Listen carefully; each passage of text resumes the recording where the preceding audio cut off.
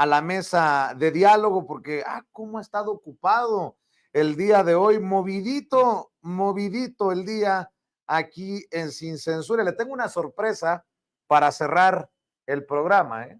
Le tengo una sorpresa después de la mesa de diálogo con Manuel Hernández Borboya y Eduardo Sabugal, después de algunos videos con las declaraciones de los protagonistas políticos en nuestro México lindo y querido. Le tengo una sorpresa para que no se vaya para ningún lado. Saludo con mucho gusto a nuestro colega Manuel Hernández Borboya, periodista independiente, reportero de RT en México. ¿Cómo estás, Manuel? Hola, ¿qué tal, Vicente? ¿Cómo estás? Un saludo para ti, para Eduardo y para toda la audiencia. También fundador y conductor de su espacio en YouTube, el estimado Manuel Hernández Borboya. Saludo también al doctor Eduardo Sabugal Torres, a quien ustedes ya conocen, nos ayuda a analizar los temas de coyuntura. ¿Cómo estás, Eduardo? ¿Qué tal, Vicente? Muy bien, aquí ya listo para platicar contigo. Hola, Manuel. Hola a toda la audiencia. Bueno, pues entrémosle. Dice el presidente Andrés Manuel López Obrador que todavía le queda un año y que le crean o no le crean, él continuará hasta donde tope buscando justicia para Ayotzinapa en momentos en que los padres y madres de familia de los 43 desaparecidos de la normal rural de Ayotzinapa, los representantes legales le suben al tono y se confrontan, hay que decirlo, directamente con el presidente y con los encargados del informe, como Alejandro Encinas. Manuel, dame tus opiniones sobre estas declaraciones del presidente y obviamente sobre estas diferencias en torno a las investigaciones. A mí me parece que pues es uno de los momentos cruciales del sexenio de López Obrador y me parece que queda muy mal parado el presidente y su gobierno con a 9 años del caso Ayotzinapa, un caso que había prometido esclarecer y que, de acuerdo con algunos nuevos testimonios, como el de Omar Gómez Trejo, el exfiscal especial del caso Ayotzinapa, quien declara en un reportaje publicado por Quinto Elemento, pues toda una operación de Estado desde el 2022, desde agosto de 2022 prácticamente, para entorpecer las investigaciones del caso Ayotzinapa y proteger a las cúpulas militares en México. A mí me parece gravísimo esto que se está conociendo en días recientes, porque explica muchas cosas de cómo se han empantanado y entorpecido las investigaciones. Cuentan también, pues, cómo se generó ahí una judicialización fast track de Jesús Murillo Caram, a quien prácticamente detuvieron menos de una semana después de que se dio la instrucción, como se ha comentado, para este asunto. Y me parece que el gobierno de López Obrador queda muy mal parado. El mismo presidente se tiene que tragar sapos, tiene que morderse la lengua de muchas cosas de las que dijo. Hoy comentaba que pues los familiares estaban en su derecho de expresar su descontento, su desconfianza. Yo lo que veo sí es una operación política desde 2022 por parte del presidente López Obrador y varios de los altos funcionarios del gobierno federal, incluido el fiscal Hertz Manero, incluido Alejandro Encinas. Incluso se mencionaban a personajes de la Suprema Corte como Arturo Saldívar, para tratar de encubrir nuevamente el caso Ayotzinapa, lo cual contradice pues muchos de los principios que el mismo López Obrador ha esgrimido, como el de no mentir, no robar y no traicionar. Me parece que incluso hay elementos para decir que pues esto es una traición al pueblo de México y a la lucha democrática que se ha realizado en México desde la masacre del 2 de octubre del 68, por la manera en que se está protegiendo a las élites militares. Yo entiendo muy bien que hay presiones externas, hay presiones internas de la hegemonía estadounidense, de la misma oligarquía mexicana, para dividir fuerzas en el ejército y generar condiciones para un golpe de Estado, pero aún en ese escenario me parece que no se justifica el hecho de que el gobierno de López Obrador esté protegiendo a las cúpulas militares, con muchos tropiezos, mucho caos. Es como cuando dices una mentira y tienes que decir más mentiras para salir de la anterior, y en eso ha caído el gobierno mexicano en el último año. desistieron varias investigaciones contra militares que después reactivaron una vez que el GIEI, el grupo de expertos independientes, pues anunció que salía de México. Entonces lo que hemos visto en el último año es un control de daños, una administración política por parte de las altas esferas del gobierno federal, y me parece realmente criticable esta posición que ha asumido el presidente López Obrador, y va a ser una mancha con la que va a tener que enfrentar al terminar su mandato, y sobre todo porque han pasado 9 años y hasta el día de hoy se están rehaciendo muchas versiones que no están sustentadas en pruebas, no están sustentadas en investigaciones sólidas, retomando algunos aspectos de la mal llamada verdad histórica del sexenio de Enrique Peña Nieto, y me parece que es uno de los grandes manchas que va a tener el gobierno de López Obrador históricamente. No me gustaría nada más que te equivocaras, Manuel Hernández Borbolla, por los padres y madres de familia que siguen exigiendo justicia. Debo de decir que aquí cada quien expresa su opinión, podemos o no estar de acuerdo, pero también escucho tus comentarios, Eduardo Sabugal. Yo solamente quiero decir que veo la buena intención, la buena voluntad del presidente, aunque lo he dicho también una y otra vez, pues se ve que hay intereses también muy poderosos que están en contra de esa buena voluntad para que terminemos conociendo en dónde están, si acaso los restos de los muchachos y qué fue lo que ocurrió. Eduardo Sabugal, escucho tus opiniones. Bueno, sí debo de decir que en esta ocasión no estoy de acuerdo con lo que plantea Manuel. A mí me parece que desde el 2014 al 2018, mucho antes de que entrara el gobierno de Andrés Manuel López Obrador, en esos 4 años se pudieron haber desaparecido un montón de pruebas, destruir documentos, grabaciones, tanto sonoras como de videos, del C5, de propios documentos dentro de la Sedena, gente que incluso salió del país.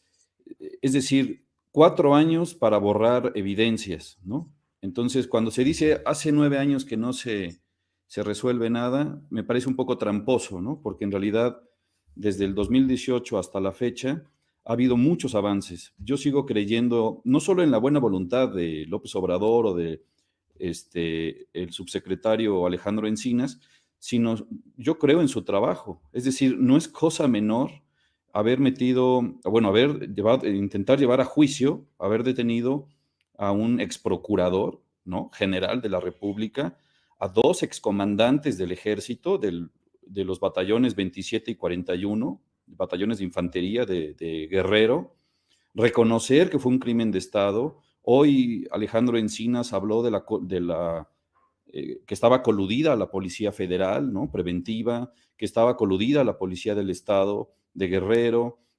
Es decir, la COBAG, ¿no?, esta COBAG que desde el principio encontró un montón de obstáculos por todos lados, creo que sí ha dado resultados. O sea, negárselos o regatearles los avances que ha habido, me parece incluso mezquino, ¿no? Porque hay una narrativa que se quiere imponer de que todo sigue igual, de que entonces es lo mismo los gobiernos anteriores que el actual, que hay un encubrimiento, que hay un pacto de impunidad, y no me parece que sea así en absoluto, ¿no? Yo creo que sí ha habido avances sustanciales, ¿no?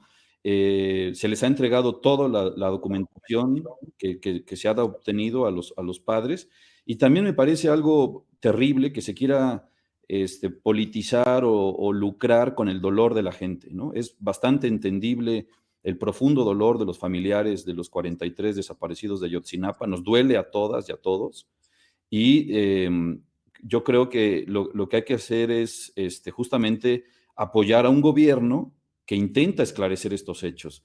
Si se les empiezan a exigir o a hacer acusaciones de ese tipo, de que todo sigue igual, pues entonces no se está entendiendo ni siquiera la situación y no se está contribuyendo a que no se siga usando el dolor de los familiares para golpetear a la Cuarta Transformación.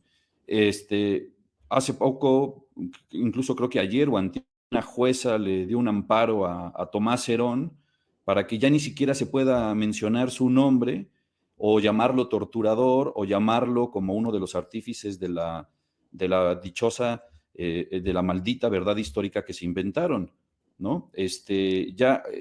Ahí también se ve el papel de los jueces.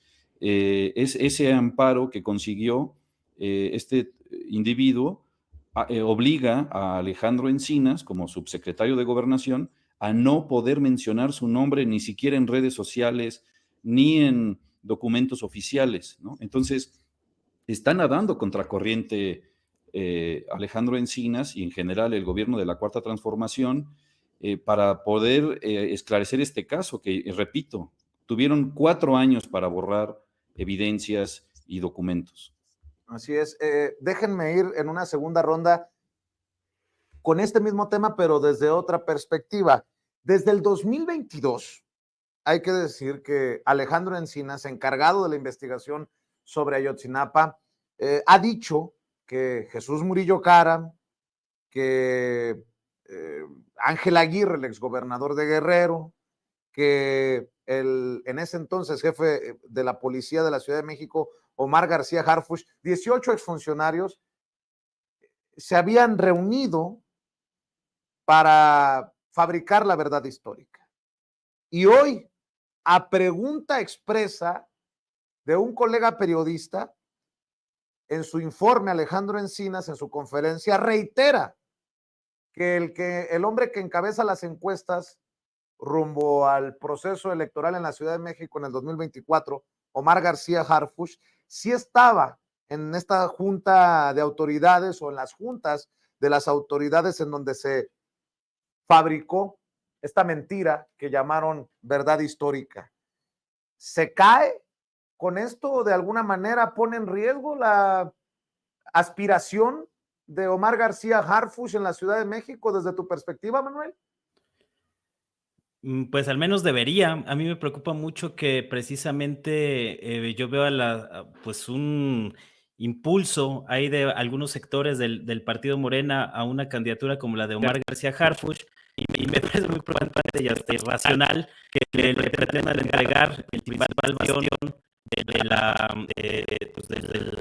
Morena, de la PRD, en la Ciudad de México, a un personaje que ni siquiera es militante del partido, con antecedentes muy oscuros, no solo por el pasado de su familia, que si bien es cierto, yo soy de la idea de que no puedes juzgar a alguien por los crímenes que haya cometido su familia, pero sí, a final de cuentas, la carrera política de Harfuch se debe en buena parte a esa posición social que ocupaba gracias a una familia de la vieja clase política, con un abuelo que fue secretario de la Defensa durante la masacre del 2 de octubre, con un padre que fue político del PRI y director de la Dirección Federal de Seguridad, que tuvo un papel destacado en la Guerra Sucia, y ahora a Harfuch le toca también lidiar con este asunto de Ayotzinapa. Me parece que esto sería motivo suficiente para sacarlo de la contienda por el gobierno de la Ciudad de México, pero en una praxis pues también irracional que están impulsando algunos,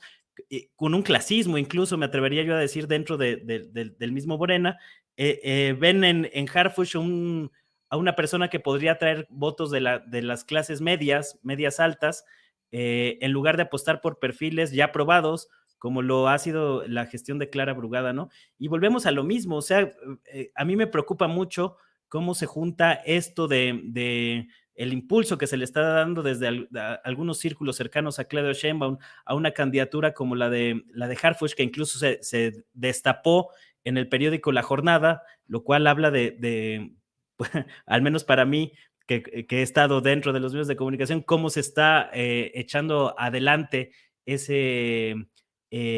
pues esa nominación, y al mismo tiempo pues estamos viendo la serie de traspiés con lo de Ayotzinapa, porque creo que falta más análisis y más información. Comentaba Eduardo que a él se le hace mezquino no estar del lado del gobierno. A mí se me hace más mezquino encubrir o ser cómplice o partícipe o aplaudidor de las inconsistencias que estamos viendo en el gobierno. El año pasado, el informe que presentó la COBAG con Alejandro Encinas, presentó unos mensajes de WhatsApp que han sido invalidados por los peritajes que ha realizado el grupo de expertos independientes, que incluso han comentado que en 2014 no existían la doble palomita azul en los mensajes de WhatsApp, además de que se tiene conocimiento de que los criminales utilizaban BlackBerry y no WhatsApp para estas conversaciones, con las cuales el gobierno ha querido cerrar de manera express y fast track el caso Ayotzinapa de manera política para no llegar a las últimas consecuencias. Han estado ahí gestionando el tema de los militares, pero no están llegando a las últimas consecuencias. Y mucho tiene que ver, de acuerdo con el testimonio que recién acabamos de conocer del exfiscal Omar Gómez Trejo, con las llamadas escuchas de Chicago, que el mismo presidente López Obrador gestionó para que el gobierno de Estados Unidos las abriera. Lo gestionó durante una reunión en junio de 2021 con la vicepresidenta Kamala Harris, para que se abrieran esos audios, y cuando llega el exfiscal Gómez Trejo, se da cuenta que eso pues involucra no nada más a los que estuvieron directamente involucrados con la desaparición de los 43, sino a toda una estructura del ejército que daba capacitación, vendía armas y que asesoraba a estos grupos delincuenciales. Entonces, la cloaca que muestra los vínculos entre el ejército y el crimen organizado, que son vínculos históricos desde los 70s, desde que operaban la llamada Operación Cóndor para beneficiar al imperialismo estadounidense y sofocar a los grupos de insurgencia en el caso mexicano. Desde ese entonces, pues, los vínculos entre el ejército y el crimen organizado han ido muy de la mano. Los cárteles de la droga en México se volvieron transnacionales después de toda esa historia. Entonces, ahorita, en una situación en la que el gobierno de López Obrador ha echado mano del ejército para echar a andar adelante su proyecto reformista, no se puede, llegó a una encrucijada. Yo creo que López Obrador tenía buena intención de resolver el caso, pero se topó con pared y llegó el momento de elegir entre esclarecer la verdad del caso Ayotzinapa y proteger a las cúpulas militares, y el presidente ha optado por proteger a las cúpulas militares, lo cual me parece que es criticable, y yo al menos no me puedo quedar callado ante esa situación, porque me parece que tiene una connotación histórica muy, muy fuerte y una carga muy profunda, con la cual va a tener que cargar el presidente López Obrador al terminar su sexenio. Quiero ver cómo va a estar el próximo año, cuando se cumplan 10 años de Ayotzinapa y el caso siga completamente empatanado y el gobierno ya esté alistando la entrega al gobierno entrante. Va a ser un escenario bastante difícil y ahí va a estar la consigna histórica. Yo quiero aclarar antes de escuchar a Eduardo, que seguramente por alusión personal va a responder ante este comentario de Manuel Hernández Borbolla, que cualquier cosa que diga, al menos su servidor, nunca llevará la intención de faltarle a la solidaridad que por años hemos demostrado a los padres y madres de los desaparecidos, de los muchachos de Ayotzinapa, ni a los normalistas, ni a los representantes legales, ni nada que se le parezca. Quiero dejarlo claro porque solamente ustedes saben lo que han sufrido y el infierno que siguen sufriendo. Eduardo Sabugal, escucho tus comentarios. Gracias, Vicente. Sí, no, en efecto es un infierno, como bien lo dices, ¿no? Yo todavía no me puedo quitar de la mente el rostro desollado de uno de los normalistas cuando apenas estaban dando las noticias en el 2014. Es un horror lo que se vivió, lo que siguen viviendo los padres de los 43. Y sí, en efecto, a veces uno cuando comenta las cosas podría sugerir que está uno faltando al respeto, ¿no? De ninguna manera.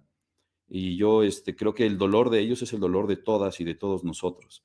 Y justamente porque es un tema tan delicado, a mí me parece que no hay que hacer declaraciones tan a la ligera como decir que el gobierno de López Obrador está encubriendo a una casta de militares, porque eso ya ya eso sí es mezquindad, pues, no, es no ver la realidad. O sea, repito, 2 excomandantes de batallones de infantería de Guerrero detenidos, un exprocurador general de la República detenido, como 130 personas detenidas, incluyendo soldados.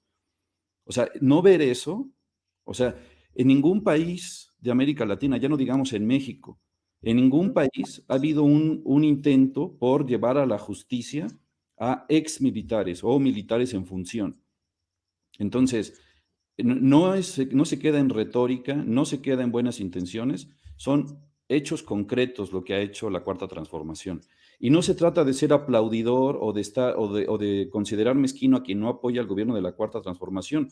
Yo no dije eso, yo dije que era mezquino regatear los avances que ha hecho la COBAG y la transparencia con la que ha hablado el gobierno de Andrés Manuel López Obrador. Siempre ha dicho, no me voy a inventar yo una verdad histórica como lo hicieron los anteriores. Y es lo que ha hecho. Si no se puede dar una conclusión terminal de dónde está el paradero o cuál fue el paradero de esos muchachos, pues no se va a poner a inventar una verdad a modo, como lo hicieron, como se hizo en la administración de Peña Nieto, ¿no? Como lo que hizo Murillo Karam o lo que hizo Tomás Herón. Entonces, hablar con transparencia no solo a los padres, sino de cara a la sociedad mexicana, me parece un acto también aplaudible, eso sí, ¿no? Entonces, yo sí difiero con Manuel, porque a veces hasta peca uno de ingenuo, ¿no? O sea, el poder, o sea, se pueden abrir grietas justamente para que se dé una situación de un golpe de Estado. Todos los generales del ejército en México no piensan igual. Entonces hay que ser muy cuidadoso. Incluso hay cosas que no se pueden decir públicamente. No puede salir a decir algo Encinas o López Obrador porque entorpecerían las investigaciones. Hoy Alejandro Encinas habló de 5 carpetas de investigación, ¿no? Que están pendientes y por eso no puede, incluso yo no dudaría que Harfuch estuviera también delicado, o sea, es un tema delicado porque a lo mejor si se abiertamente se dice de sus vínculos, pues a lo mejor se puede ir del país, ¿no? Puede salir huyendo en cualquier momento. Entonces, hay cosas que bajo la lógica de los investigadores, bajo la lógica de las fiscalías especializadas, no se puede ventilar en los medios masivos de comunicación. Entonces, a veces creo que se le exige algo al Ejecutivo que no puede hacer o que no está en sus manos, ¿no? Entonces, bueno, obviamente, regresando al tema de Harfuch, pues yo veo con muchos mejores atributos, desde luego, a Clara Brugada o incluso a Gatell, ¿no? Si me dices, ¿qué prefieres, un policía o un doctor? Me quedo con el doctor. Cerrar, si me permiten, el tema que le pone sobre la mesa la querida Nancy Flores, corresponsal de la revista Contralínea en la mañanera al presidente, de estos intentos desde el Poder Judicial, que ya hemos denunciado muchos desde estos medios independientes, de destituirlo y hasta de meterlo al bote, ¿no? El caso del calderonista Luis María Aguilar y este Poder Judicial también empeñado en meterle zancadillas al presidente. Ahí están los amparos de los que se queja hoy en su informe precisamente sobre el caso Ayotzinapa, Alejandro Encinas, para que no se mencione a los militares, para que no mencione a Tomás Herón de Lucio, y sigue la mata dando, Manuel. Sí, bueno, el Poder Judicial es todo un tema que ya hemos comentado en muchas ocasiones. Al menos yo soy de la idea de que se debe de implementar una reforma a fondo del Poder Judicial, porque no es posible que ningún proceso de transformación puede dejar intactas instituciones que evidentemente operan para los intereses de la oligarquía. Sin embargo, a mí este señalamiento que hace ahora Alejandro Encinas, pues me parece más bien una gestión de un control de daños luego de la serie de críticas que han habido precisamente por la operación del gobierno. Y no lo digo yo, en los últimos días, ayer frente a Palacio Nacional en el meeting, Vidulfo Rosales, el abogado y vocero de los padres de familia de los 43, pues ha mencionado que hay indicios o que se ve de alguna manera que el gobierno está tratando de construir una nueva versión de los hechos muy parecida a la mal llamada verdad histórica de Enrique Peña Nieto y compañía. Entonces, pues algo sabrán los padres de familia que están viendo con mucha distancia lo que está ocurriendo con todo el caso Ayotzinapa, y obviamente pues el Poder Judicial es parte de toda esta porquería. A mí me parece grave que se esté desaprovechando una oportunidad histórica por la manera en que llegó López Obrador con tantos votos, y que desde mi perspectiva, en algunos casos muy concretos, cuando se ha tenido que meter el acelerador, se mete el freno de mano por una precaución, una moderación, que si bien es cierto, es bueno que se tenga esas consideraciones para no caer en malas operaciones políticas que luego puedan ser más costosas. También es cierto que pues todo este tema de la limpia que se había propuesto al inicio del sexenio del Poder Judicial, pues han naufragado los nombramientos de los ministros de la Suprema Corte, y que de alguna manera pues ahora se tiene que poner ese tema pues sobre la mesa de cara a las elecciones de 2024. A mí sí me parece que debe haber un cambio de fondo. Incluso yo creo que habría condiciones en cierto momento para dar un manotazo al Poder Judicial, porque no es posible que se ha convertido el Poder Judicial en un metapoder por encima del Ejecutivo y por encima del Poder Legislativo, cuando es el único de los tres poderes que no es electo por voto popular, o que ni siquiera tiene que ver ese asunto, sino que los ministros, pues a final de cuentas, quedan por pactos que se hacen entre los partidos políticos en el legislativo, y pues me parece que es parte de las muchas cosas que hay que cambiar con las instituciones en este país. Eduardo, vamos a cerrar con tu comentario, con tu opinión. Sí, yo también creo que el Poder Judicial sigue siendo una piedra en el zapato, es una herencia del calderonismo y del peñismo, y no estaría mal ponerse a discutir en serio si deberíamos de poder democráticamente elegir todas y todos a los jueces, ¿no? A los magistrados. Es increíble que se la vivan golpeteando al gobierno, ¿no? Que pongan amparos por cualquier motivo en contra de las obras que se están haciendo para el beneficio de todos.